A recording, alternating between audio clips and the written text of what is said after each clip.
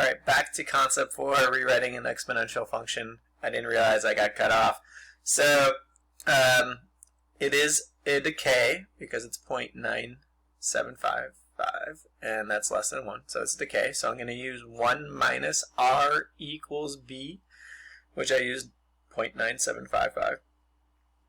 I subtract 1 from both sides, and I get negative r equals negative 0.0245. Divide by negative 1, I get r equals positive 0.0245. I multiply by 100, or I change my decimal to a percent by moving my decimal 2 places to the right, and now I got 2.45% decrease.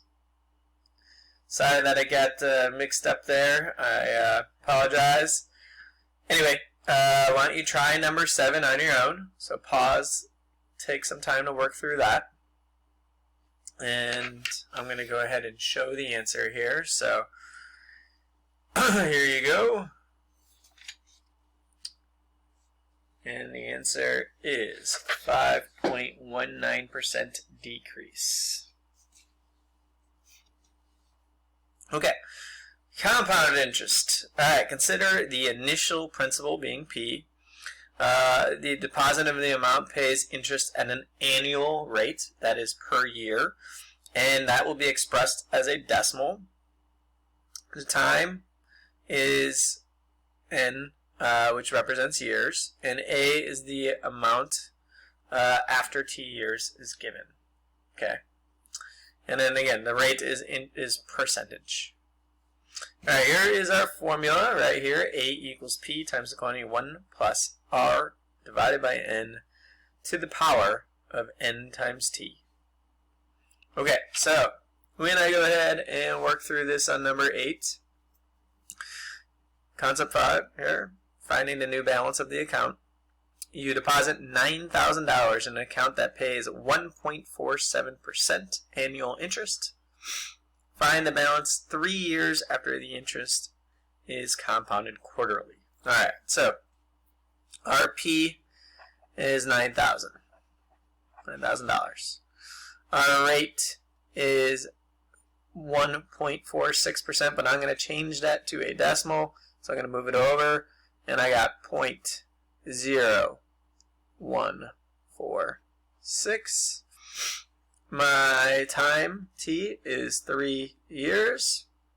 And compounded quarterly is 4 times per year. 12 times 1/4 is 4.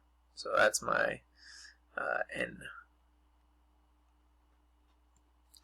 Okay, so now I'm going to go ahead and plug that in. So A equals 9,000 times the quantity of 1 plus R, 0.0146 divided by 4.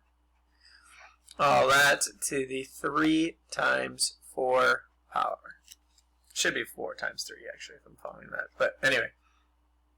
Alright, so here we go. A equals 9,000. And if I plug that in the calculator and add 1 to it, I get 1.00365. All that to the 12th power. Take that to the 12th power, I get 9,000 times 1.0447. Multiply that by 9,000, and I get my total of $9,402.30.